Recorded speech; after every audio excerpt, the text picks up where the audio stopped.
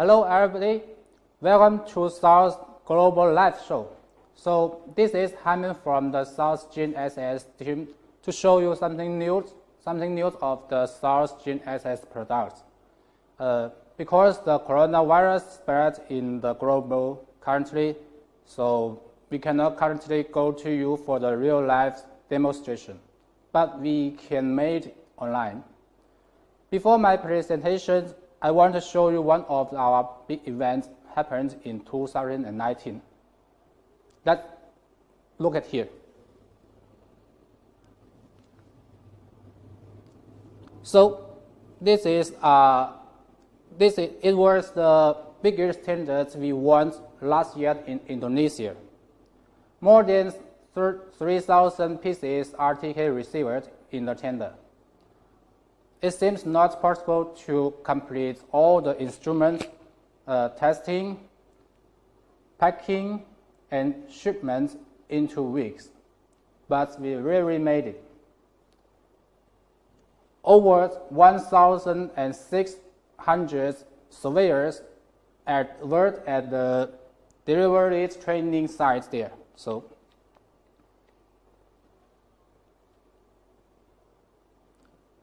let's see the video there. It's about 3,000 species.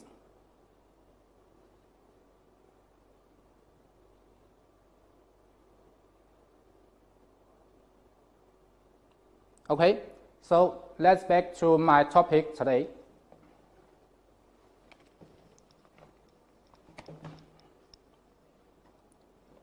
So my topic today are about the IMU RTK G6 operation and the X-field operation of our Galaxy G6, and then the South New external radio S6, and the new and the preview of the new RTK receiver in Note 7.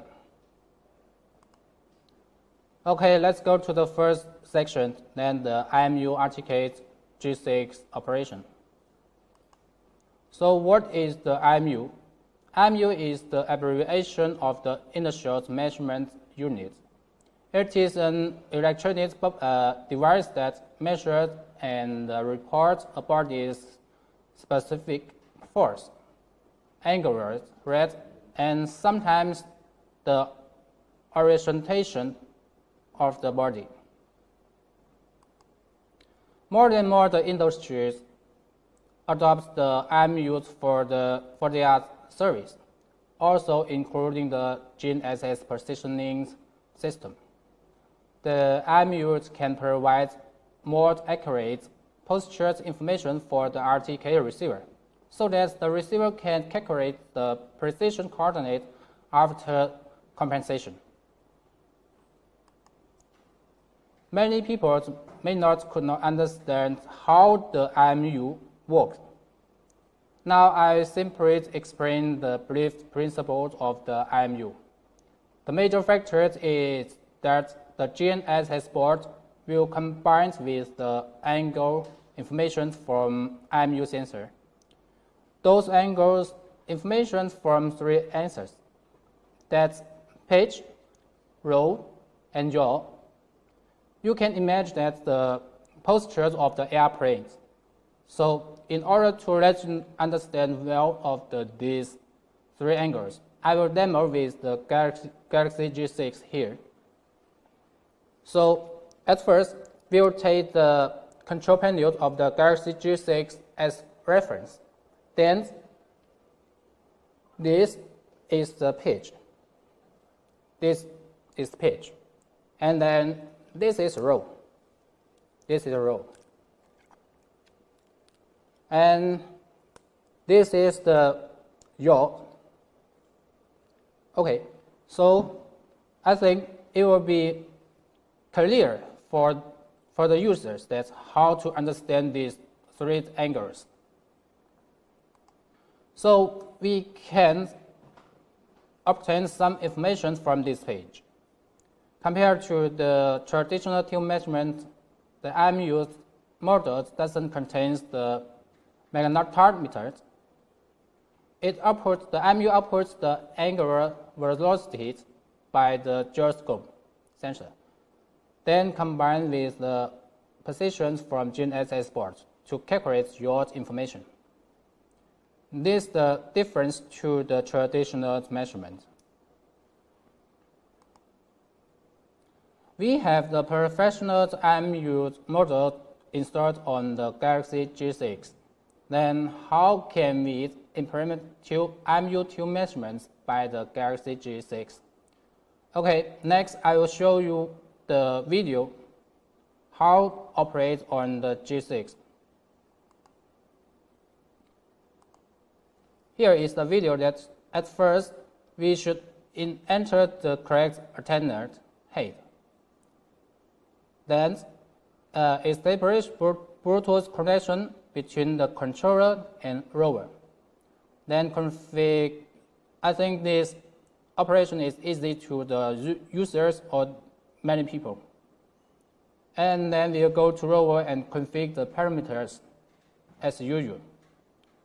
Here, we'll take the data collector internet mode, for example, and then we'll turn on the tilt compensation options. And go to the point survey. In this interface, we can see that at the right bottom corner of the software interface, there is an electronic bubble icon. When we click on the software, it will pop up. When we click on, it will pop up a reminder with saying the method of the initialization of the IMU. And we can also notice that the tilt icon at the right upper corner of the software interface, that it's red at this moment. So it means the IMU measurement is not available. When we shake the instrument back and forth, and the tilt icons will turn into green. That means the IMU tilt measurement is available, and we can take the rover to measure the points with the tilt measurement. Sorry. So you'll see it again. This maybe some people will want to review again the video, so I will make it again here. The establish the Bluetooth connection, and then straight instruments back and forth will initiate the IMU.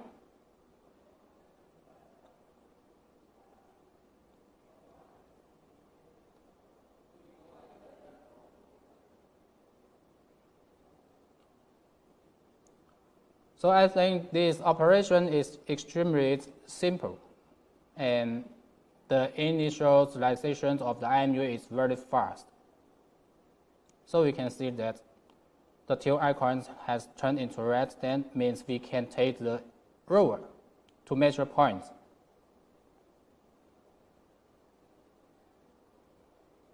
So, and for the IMU, we have to notice that the IMU is available under the fixed solution. Then we turn on the tilt compensations in the rover configuration interface. And then the tilt icon is red. That means the tilt measurement is not available at this moment. So when we shake the instruments back and forth and initialize the IMU module, then the tilt icon turns into green, and the tilt measurement is available.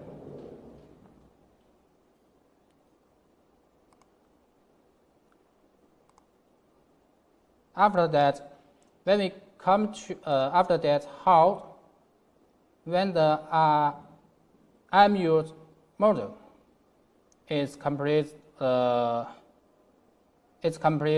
initialization, how and where we can apply these IMU tube measurements.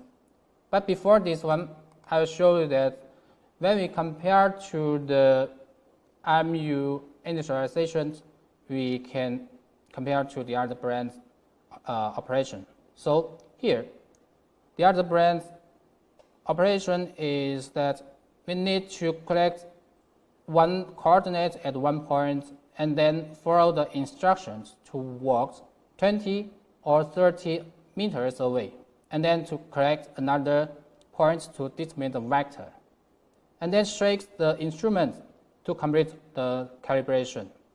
These procedures would take about a few minutes. And the other one, the operators need to lift the pole tips and draw the circles.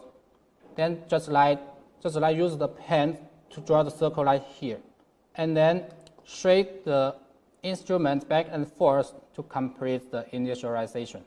This procedure also would take a few minutes. So if the IMU initialization completes, what are the applications we can use the tube measurement?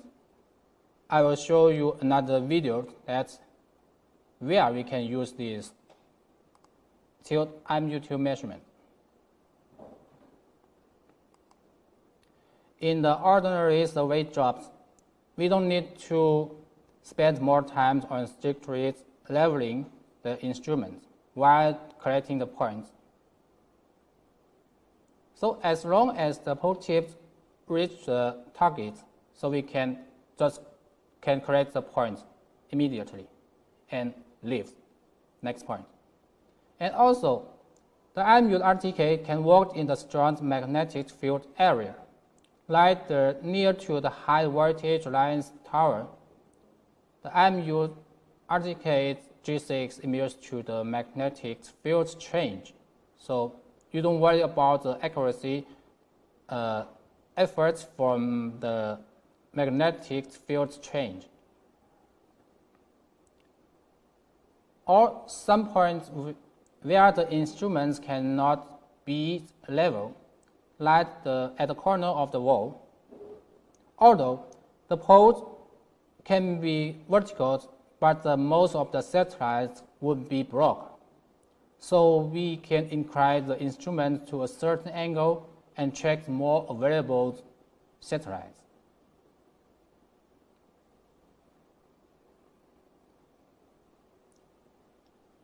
And the next one is when we survey here, just like when we surveyed at the road with the road cars, trucks coming, that is very dangerous if the surveyor stands at the road.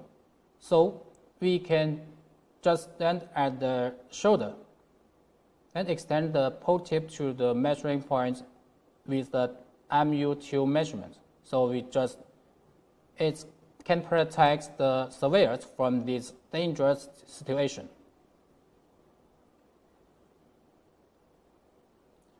And some points maybe are covered by the cars or some huge objects temporarily that cannot be moved immediately. So we can reach the pole tip to the point and measure it, and then leave. Or some points cover of field waters, then we can also use a pole tip, just reach the pole tip to the point, and then measure it, and then leave. Or some points in the drainage channel with the silt, the surveyors cannot stand there directly. So we just reach the pole tip to the point and measure.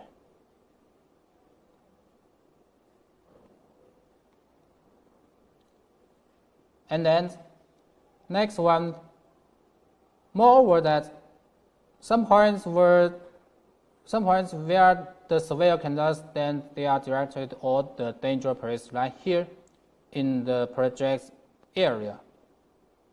We want to measure the pine lines here and just extend the pole to the pine light and measure on the lens, then finish, go.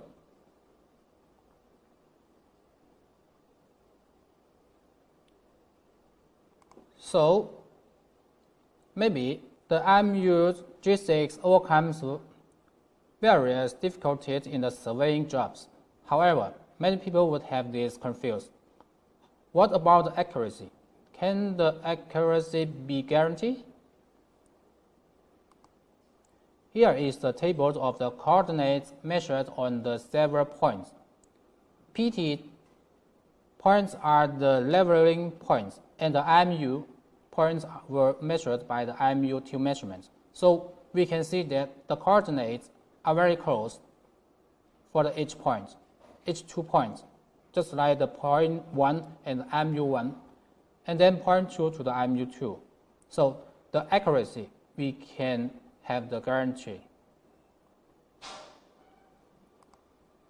And also here, this is a table of the coordinates measured by the South Galaxy G6 and the S-brand receiver on the same points.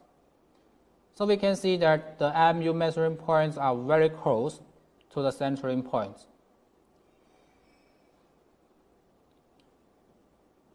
I think the IMU measured is very stable on the tube measurements.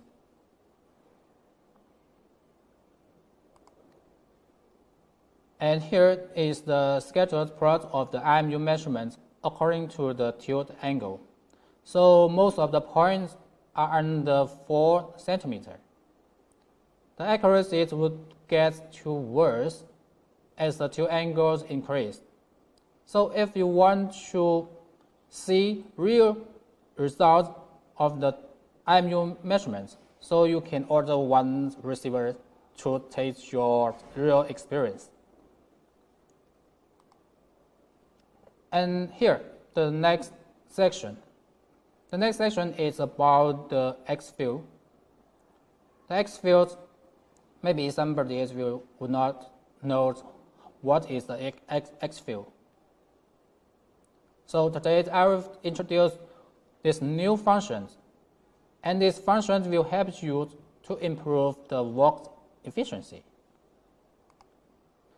So the X field is a new service that extends the RTK's positioning for several minutes when the RTK primary source of the correction streams is not available. We can easier to understand from this definition. So in this page, we can simply know that how the X field works. Actually, X field provides a special correction stream broadcast by an L-band satellite that is generate use the RTX technology. So the X field is generally available within the covered area where the GNSS constellations are visible. So most of the RTK systems currently rely on the radio or the cell phone connections to receive the correction from a reference station.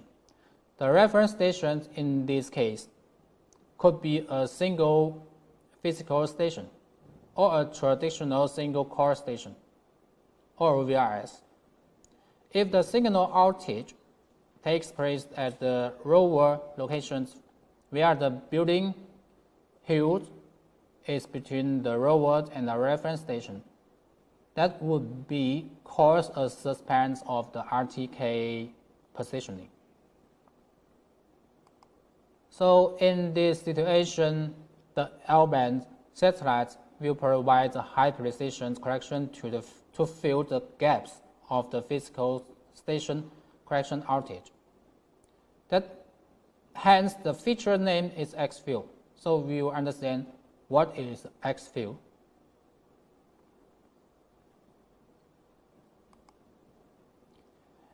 Maybe someone would confuse that if the X field use the RTX technology, whether the position would be different with using the traditional correction stream. But in fact, Xview is able to produce the RTK positions with the precision level similar to traditional differential RTK, because it tackles the same source of the errors. Here, I will show you another video, then you will understand how to operate the Xview on the Galaxy G6. First of all, we enter the web interface of the Galaxy G6. Then we go to configuration interface, and we will enter the Xview code for the OEM board. After that, we will enable the Xview enable option. Check this box, and click the enter to save the configuration, and go to the satellite tracking, and then check the box of the RTX satellite.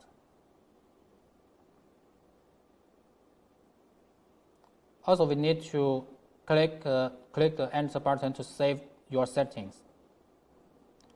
Then we go to the software operation. As first, we also need to establish the Bluetooth connection between the robot and the controller. This is also easy to many people. Then we go to the robot and configure just like the data links. Here we take the internal UHS for example, because later I'll show you that it's easy to disconnect the correction. Then we turn on the S-Link duration here. And we'll go to the point survey and see here. At this moment, we can go to measure some points before the Xview takes effect. We will compare the coordinate accuracy with the Xview points. So we will go to measure some points before the Xview takes effect. At first, we measure here, just like for example, we measure the first point, and then go to the next one, it's the second point.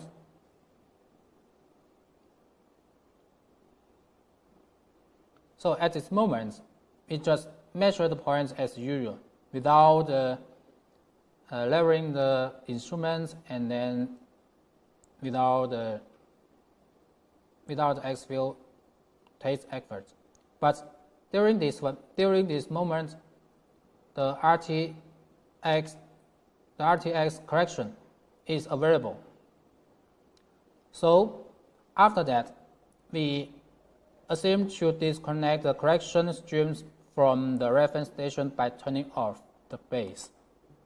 And we can see that the differential age is going up. So we can see that on the software. That means the correction really stopped. And then we will measure the same point, then compare the coordinates between before Xview takes effort, and after that we use Xview. So we measure the second point and the third point so we can see that the differential age is 99 seconds. So that really means the correction already stopped for a long time. So now we will go to view and see the coordinates here. And the point 1 is measured by the instrument as usual. And the point 11 is measured with Xview. And the point 2 and the point 22 are the same points. And the point 3 and the point 33 are the same point. So we can see that the coordinates, those coordinates are very close. All of them are in the centimeters level. So let's review the operations on the Galaxy G6. The first step, we need enter a code for the OEM board. Then check the Xview enable box on the receiver's web interface. And then check the box of the RTX satellites for the satellites tracking interface. After that, we will configure the parameters on the controller software. So the first step is to bridge the Bluetooth connection between the robot and controller, and then turn on the S-Link duration.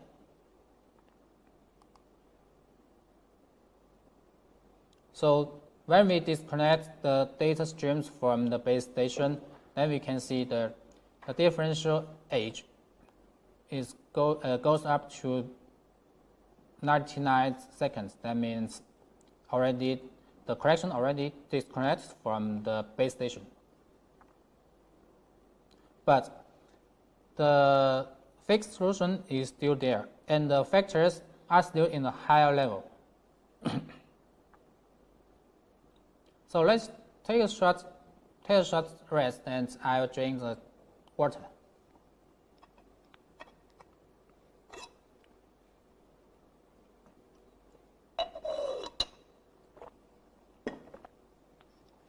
Okay, let's go to the next section, and we'll continue that. That is our new external radio, a flagship UHF. This is the South Shell developers intelligent external radio, which based on the Linux system. With this platform, the radio features you more than expected. So like the internal web interface, we can configure the parameters and view some status, working status for the radio on the web interface.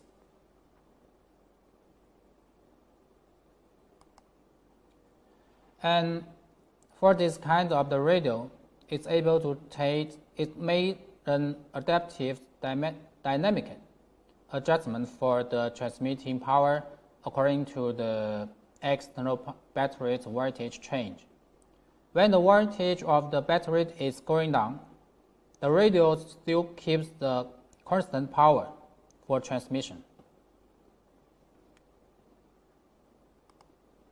And from these figures, we can see that the power on the S6 can keep in a stable level with time goes. And here we compare to the other external radio so the S6 external radio is keep in a higher level of the power. So it can guarantee the working distance of the radio. And from these pictures, we can see the power consumption of the radio. So the curve also keeps in a stable level. And the S6 radio adopts the ESD, overheat protection technology, to prevent the components from static damage. So you don't need to worry about when during the working job of during the working period of the S6, you don't need to worry about the temperature of the device. So So the radio in this figure, we can get the information about the temperature of the S6 during its working period. So it's same level with the other brand's external radio, like the Zettel and the Stonix. And these flagship radios can transmit the data streams via Bluetooth connection with the base station. So we don't need cables to connect the base station anymore. I will show you another video how to operate the parameters for the radio to connect with base via the Bluetooth connection.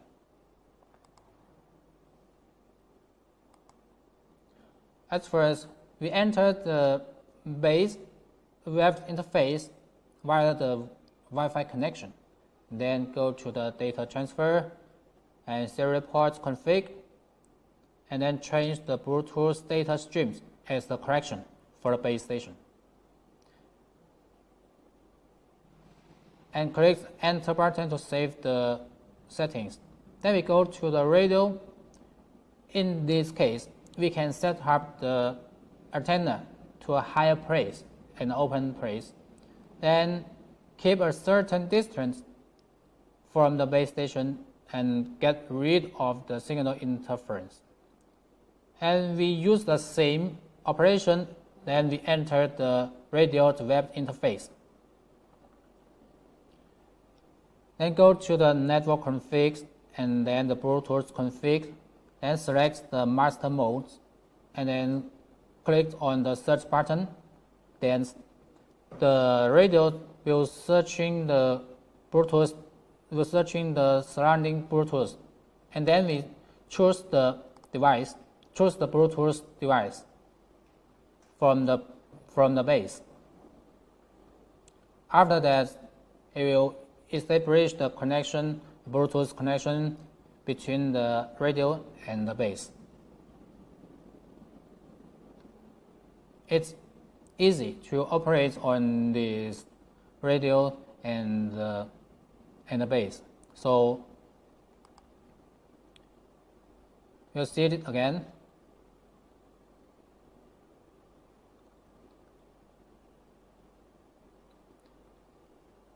So at first, we need to configure the correction, the data correction, the data formats for the base station, and then go to the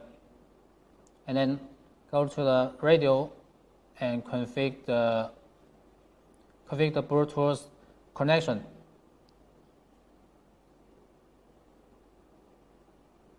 When we click the search buttons on the radio, then it will search the surrounding Bluetooth devices.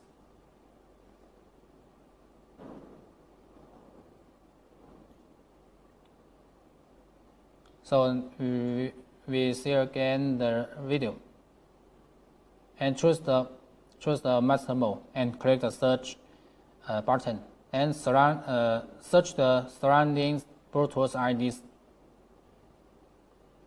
And then when maybe this procedure will take a few minutes, and then we choose the Bluetooth from the base. After that, the Bluetooth will be connected. So let's back to my presentation here and continued. Compared to the previous external radio, the X6 radio can give you a warning where the antenna is not connected or incorrect connection. It will stop the transmitting. It will stop the transmitting correction streams if the antenna is not installed correctly. So it will protect the inner components while the antenna have not didn't connect correctly.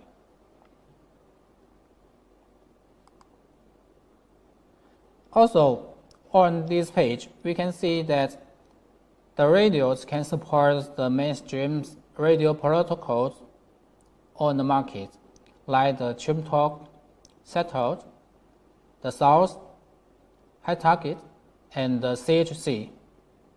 And the radio channels enhanced to 124 options. So you can choose more the radio channels to get rid of the signal interference.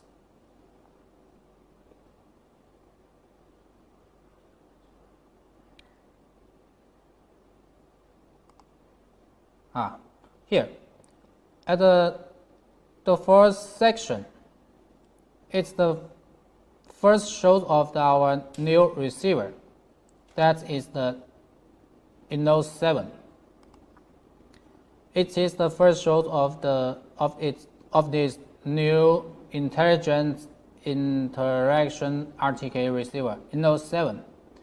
This new RTKs adopt the new engines and the new platform. So I'll show you in the real one and introduce what will be new technology on this receiver. Here, we can see that at the first sight, IMU 7 adopts the bigger screen. This screen is the color touch screen, so we can use our finger to touch it to configure the working mode or the other parameters. Now we switch on it here. So it's a colored touch screen here.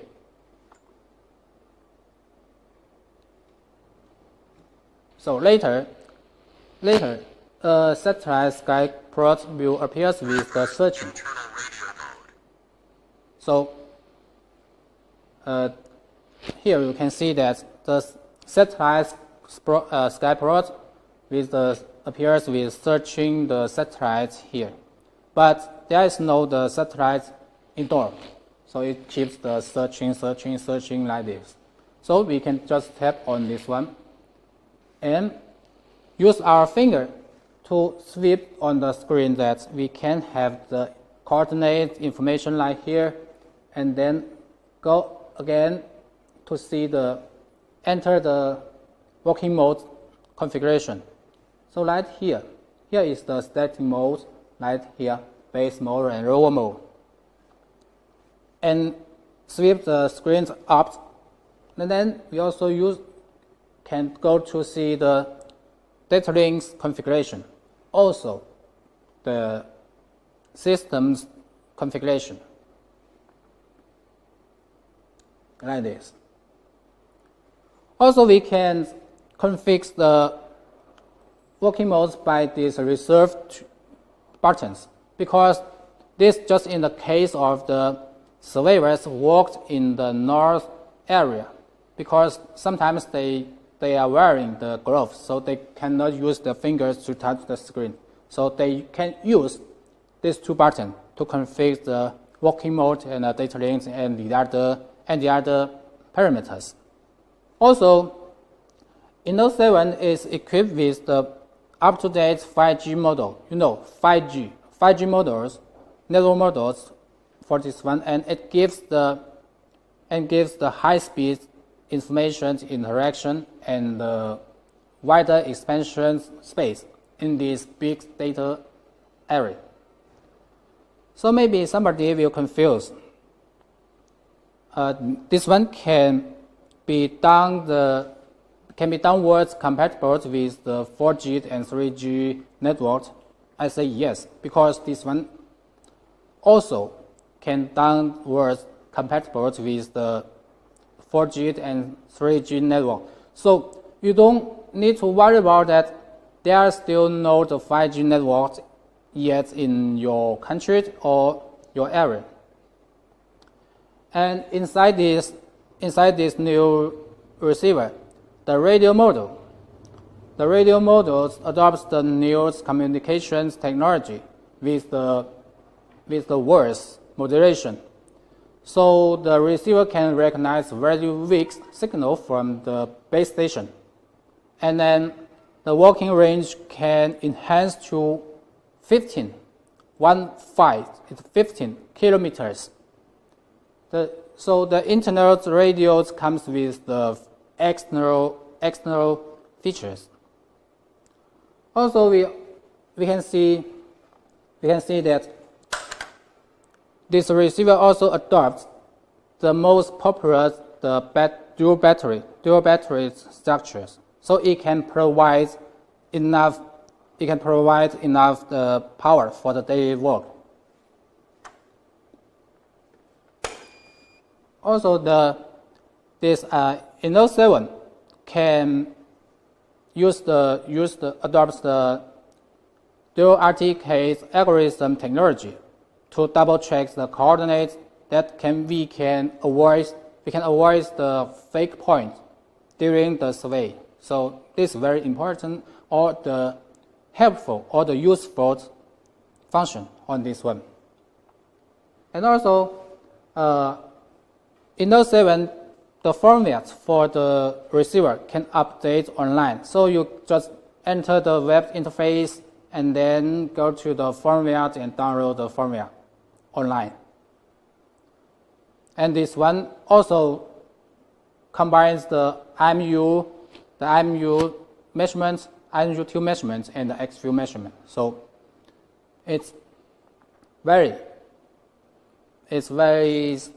more functions on this one. Also, we have the